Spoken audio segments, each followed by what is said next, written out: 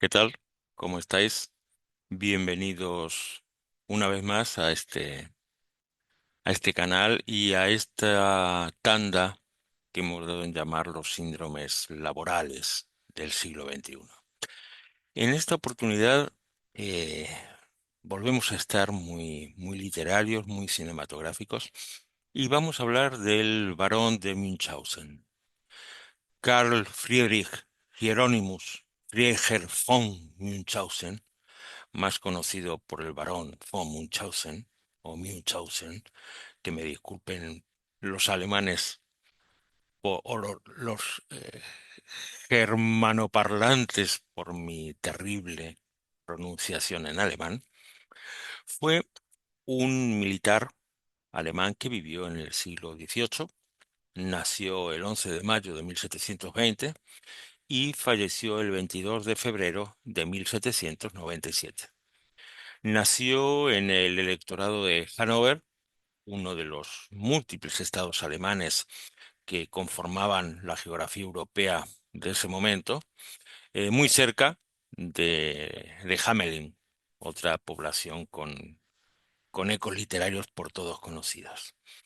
En su juventud fue paje de Antonio Ulrico II, duque de Brunswick-Luneburgo, y más tarde se alistó en el ejército ruso, donde en el año 1750 fue nombrado capitán de caballería.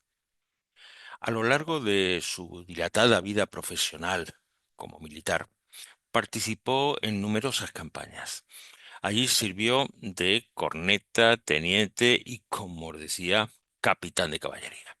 Participó en dos campañas militares frente a los turcos. Cuando se cansó de guerrear, regresó a Alemania. No tardó en ser conocido por sus excentricidades, por su fanfarronería. ¿Cuál era el motivo? Bueno, se dedicó a rememorar sus hazañas bélicas, pero aderezándolas con todo tipo de exageraciones, de detalles absolutamente inverosímiles, que, lógicamente, causaban fascinación, además de, de de la previsible burla entre la aristocracia teutona.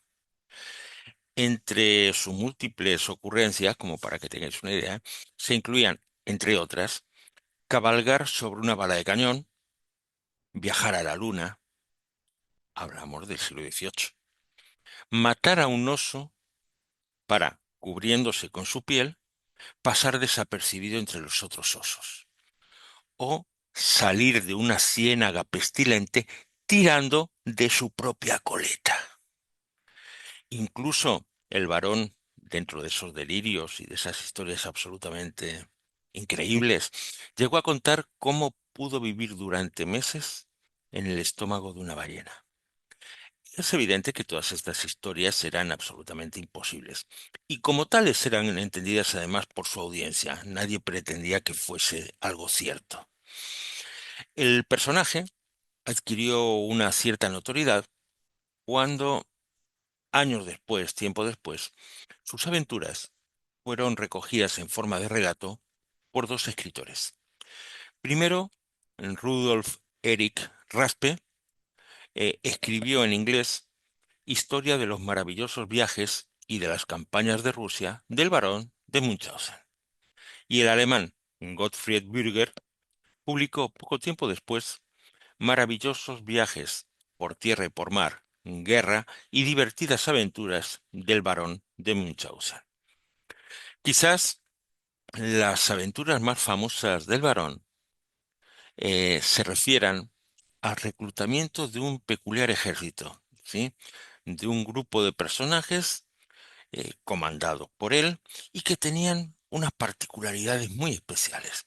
Algo así como la precuela de los héroes de Marvel o de los héroes del universo de DC.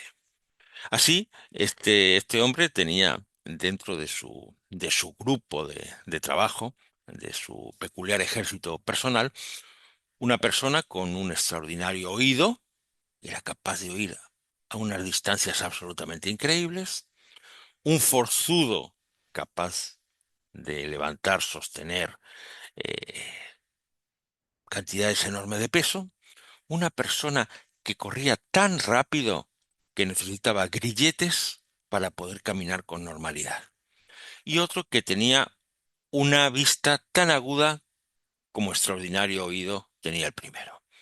Y todos ellos, junto con el varón, son los protagonistas de lo que sería una de las más famosas aventuras, que no nos vamos a detallar acá. Cualquier cosa, leéis el libro, que para eso está y es muy divertido. Yo recuerdo haberlo tenido cuando era chico en la casa de mi abuelo. Me recuerdo todavía la portada. Eh, lo cierto es que además de Munchausen, ha sido objeto de numerosas obras de arte.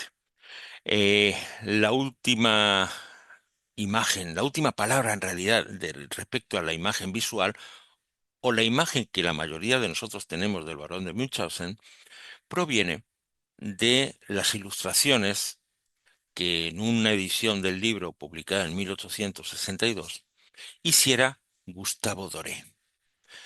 Gustavo Doré también es conocido por su maravilloso trabajo en la comedia, en la Divina Comedia de Dante o en las ilustraciones para el Quijote, de Miguel de Cervantes. Si el varón levantara la cabeza hoy, claramente se iba a sentir muy orgulloso de sí mismo y seguramente además iba a ser invitado permanente en un montón de tertulias y programas de televisión de chimentos. Sus delirantes historias no solo han inspirado libros y películas, sino que incluso tiene el honor de haber traspasado el umbral de la ciencia. Su gran triunfo llegó en 1951, cuando su apellido se utilizó por vez primera para dar nombre a un extraño trastorno psiquiátrico, el síndrome de Munchausen, una alteración en la que el paciente miente de forma patológica y finge con todo tipo de detalle sus dolencias. Su único objetivo, en realidad, es llamar la atención y recibir el cuidado de las personas que le rodean. Habitualmente, los pacientes refieren tener problemas que son difícilmente constatables, náuseas, vómitos que se llevan a cabo en privado o sin testigos, problemas respiratorios, algunas reacciones de tipo alérgica. A diferencia del hipocondríaco, los enfermos con síndrome de Munchausen, hablando de la patología médica, saben perfectamente que no están enfermos. ¿M? A diferencia del hipocondriaco, que parece que cada vez que le mencionas un síntoma de alguna enfermedad ya lo tiene. ¿Eh? En el caso de la gente que padece el síndrome este de Munchausen, en realidad su único objetivo es llamar la atención. Veintitantos años después, otro médico, en este caso un pediatra británico, empleó la expresión que también a lo mejor resulta familiar, el síndrome de Munchausen o de Munchausen por poderes, para designar una variante del anterior, que consiste básicamente en experimentar la necesidad constante de sentirse necesitado por sus familiares, especialmente por los hijos. Para mantener esa fuerte dependencia, habitualmente se recurre al envenenamiento paulatino, a provocarles vómitos, a provocarles diarreas. Son personas con problemas emocionales severos que buscan el reconocimiento social a través de su capacidad para cuidar de los enfermos a su cargo, a los cuales ellos mismos han inferido la enfermedad. En muchos casos, el personal sanitario alaba su dedicación, el trato afable que tienen con todo el mundo. Eso lo que consigue finalmente es retroalimentar la continuidad de ese síndrome de Munchausen. Eh, no hay que confundir este síndrome con el que se denomina malingering, que es la producción intencionada de síntomas físicos, psicológicos desproporcionados o falsos, motivados por la obtención de algún tipo de compensación económica, de algún tipo de beneficio para evitar una tarea. ¿M? Esta simulación puede ser perfectamente un comportamiento de tipo, digamos, adaptativo. ¿M? Fingir una enfermedad cuando se está, yo qué sé, cautivo del enemigo. ¿M? Si es que eso piensas que te puede llevar a aumentar las expectativas de supervivencia, por ejemplo. Bueno, a fines del 2005, y acá empezamos ya a encuadrar el síndrome de Munchausen dentro de lo que son las organizaciones de trabajo, el gerente del turno nocturno en un restaurante ubicado en las afueras de Atlanta, en Estados Unidos, llamó al propietario para alardear de lo bien que había solucionado un altercado con una clienta que estaba furibunda. La clienta despotricó, se quejó, armó un tremendo problema por un pedido que había salido mal. Pero el gerente supo manejarlo con muchísima habilidad, se calmó, le prometió una comida gratis y ese problema enorme, aparentemente, eh, y la solución fue la que la gerenta de este turno noche le dio al dueño. El problema es que la anécdota y el episodio eran absolutamente inventados.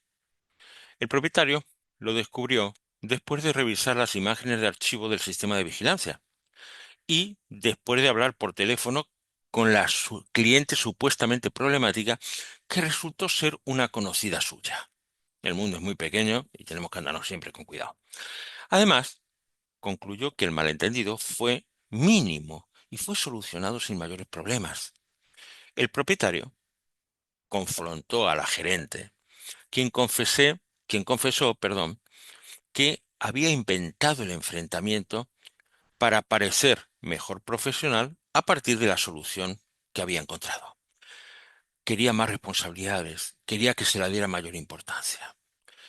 A partir de este fenómeno, Nathan Bennett, un profesor de negocios del Instituto de Tecnología de Georgia, bautizó este fenómeno como el síndrome de Munchausen laboral, porque se parece en realidad a ese desorden psicológico en el que el paciente se inventa enfermedades para llamar la atención. En noviembre del año 2007, en la revista Harvard Business Review, eh, abordan este síndrome de Munchausen en la empresa con más profundidad. Los Munchausen laborales son personas que fabrican o organizan conflictos únicamente con el fin de resolverlos. Con ellos, con esta resolución, lo que buscan es ganar notoriedad, labrarse una imagen social dentro de la empresa. Cuando en su momento veamos los perfiles más habituales en los hostigadores laborales, en breve, en un vídeo que subiremos en breve, veremos cómo este tipo de conductas son relativamente habituales, sobre todo en personalidades de tipo psicopático o de tipo narcisista. Dentro de un equipo de trabajo o de la plantilla de una compañía, siempre podemos encontrar uno o más trabajadores que se ponen, por lo general se lo ponen ellos mismos, el cartelito de salvadores de la empresa.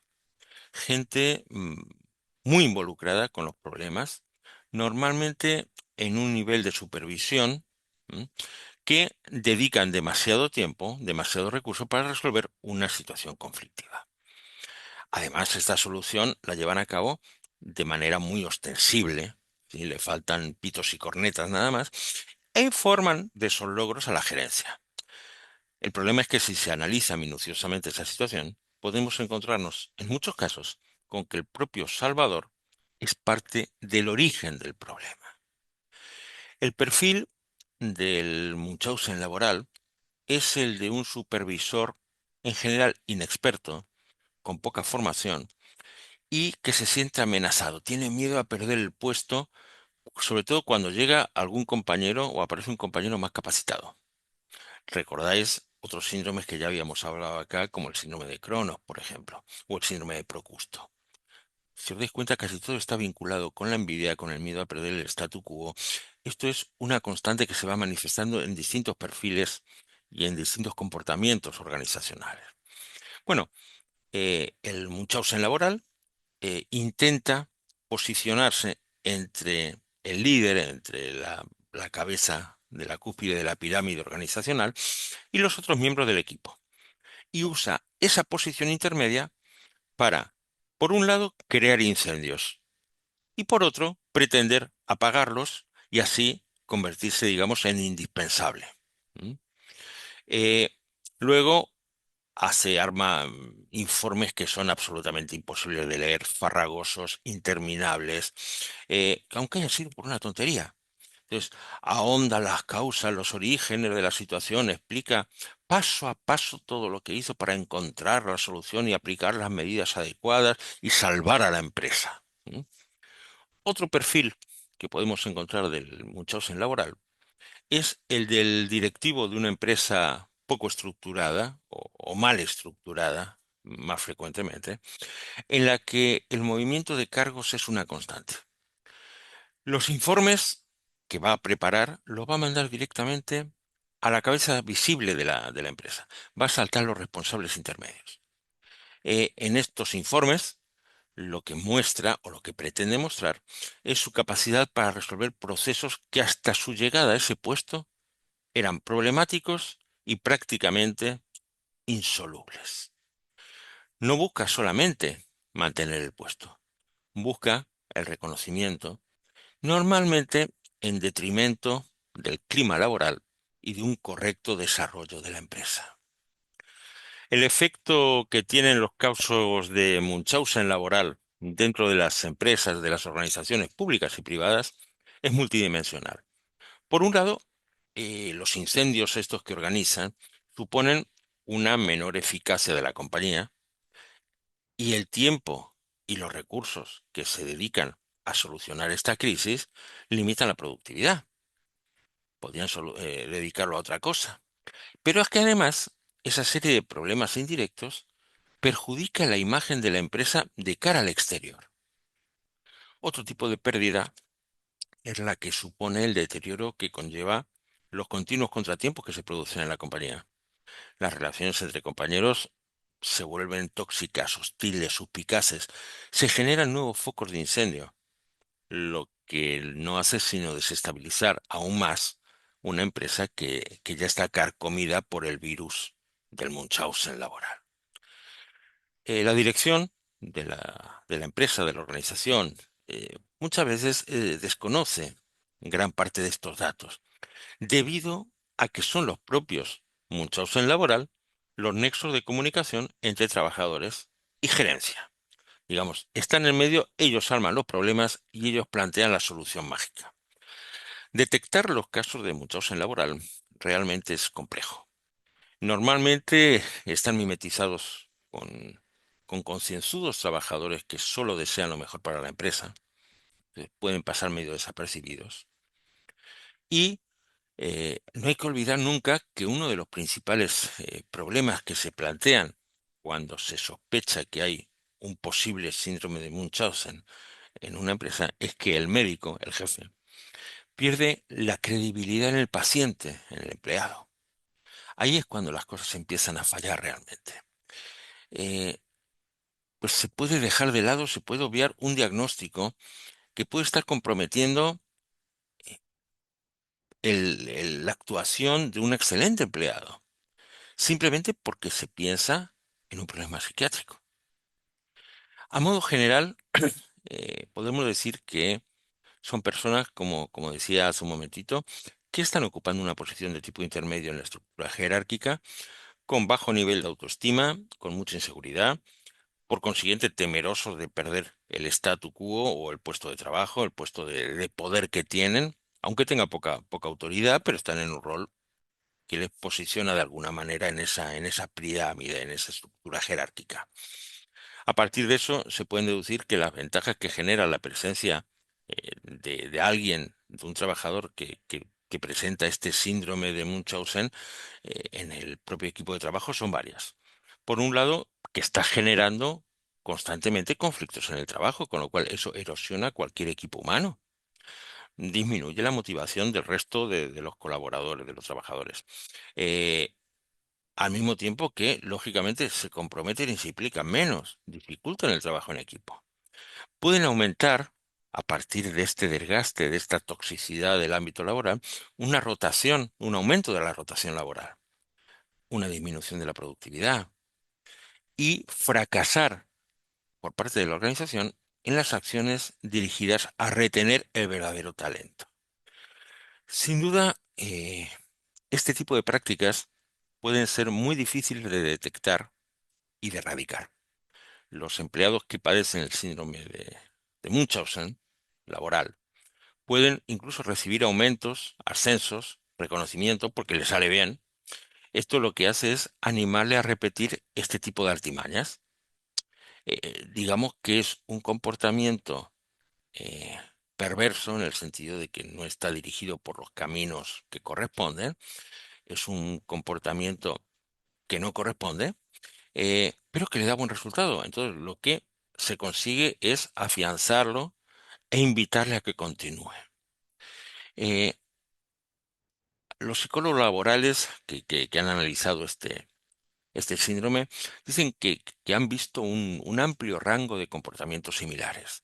Muchos trabajadores ocultan información clave y luego, para salvar la solución, intervienen como unos iluminados o alguien que obtuvo una información que hacía falta.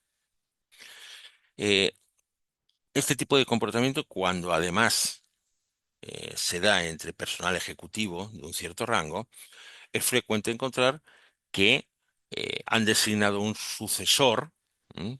Pero que, como le pasaba a Cronos, tiene miedo de que lo supere, de que lo sustituya, y no quieren ceder el control.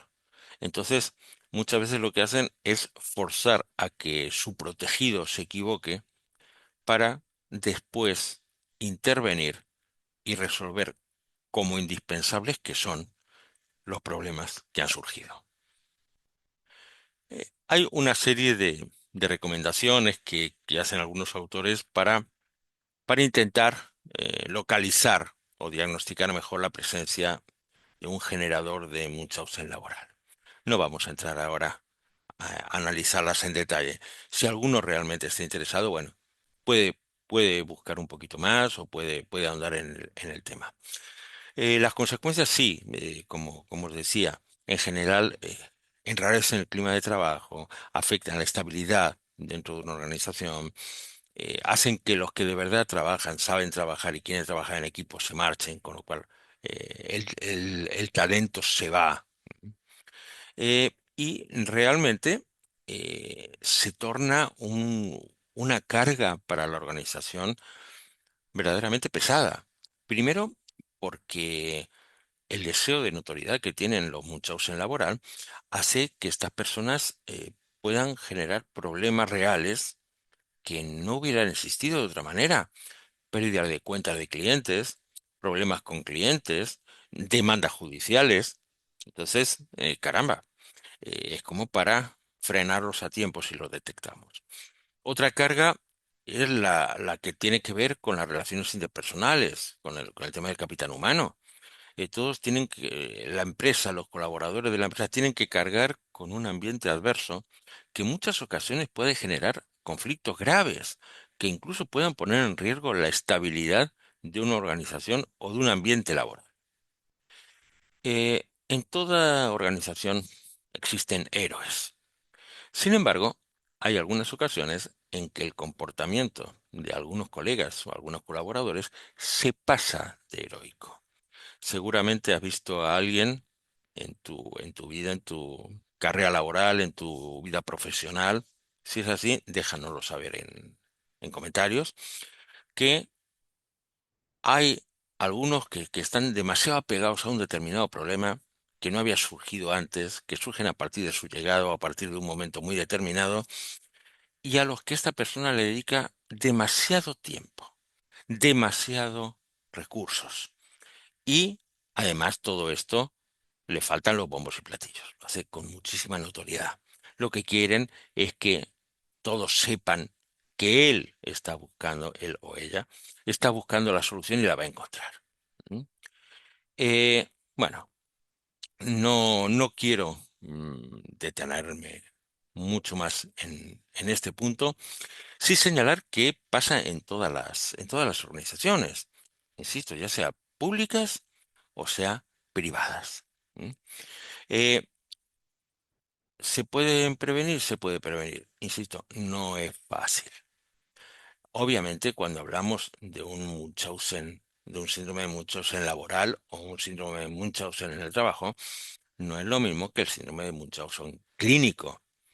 En el clínico, como tal, el sujeto fabrica padecimientos, enfermedades a una persona que está bajo su cuidado, ¿m?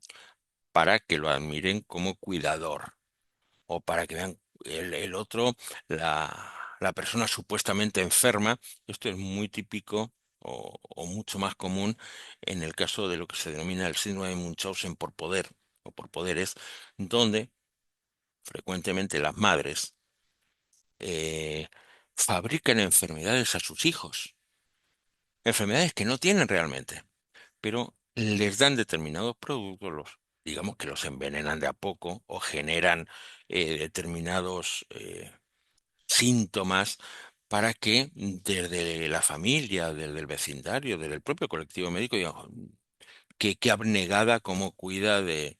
Hay casos verdaderamente dramáticos, algunos de los cuales incluso llegaron a, a televisión o al cine, porque finalmente la persona supuestamente enferma, pero que en realidad no tenía nada, cuando tomó conciencia de cómo había sido manipulada desde niña, de cómo había sido utilizada por la madre, esta mujer ya era una mujer, ya no era ninguna niña, que además, por lo visto, muy bien no estaba. Había un fondo de realidad en todo eso. Bueno, terminó matando a la madre. ¿Eh? Eh, Se puso de acuerdo con un príncipe azul que estaba igual de loco que ella. Y bueno, entre los dos acabaron con la que había llevado a cabo todo un proceso de síndrome de Munchausen por poder desde que era una bebé. Bueno, a diferencia, mm, todo este conjunto de características del ámbito clínico, a diferencia del síndrome de Munchausen laboral o síndrome de Munchausen en el trabajo, donde el individuo lo que hace es fabricar conflictos dentro de su organización para luego aparecer él como salvador. En ambos casos, claramente la finalidad es resolver un conflicto, una situación, una patología que ellos mismos han generado, ya sea con cuidados, ya sea solucionando las cosas, con el fin objetivo de intentar llegar a ganar notoriedad, imagen y simpatía por parte de los observadores. Su fin último es actuar como héroes o heroínas y ser reconocidos como una persona dedicada y entregada a los demás. Con esto terminamos este otro síndrome laboral que nos encontramos en nuestras organizaciones. Como decía, si alguna vez habéis conocido a alguien de estas características, lo habéis tenido que sufrir o lo habéis visto como compañero de trabajo, bueno, dejadlo, compartirlo con nosotros en comentarios, lo agradeceremos, eh, como para ir haciendo un poco más dinámica también esta comunidad. Como siempre, gracias por estar de ese lado. Y si os pareció interesante, eh, compartid el contenido, suscribíos al canal, activad la campanita, regaladnos un pulgarcito arriba, eh, que va a ayudar a que todo este contenido que subimos tenga una mayor difusión y llegue a más gente, que estoy convencido que hay muchos a los que les va a interesar. Gracias y nos vemos en el próximo vídeo. Chao. Cuidaos.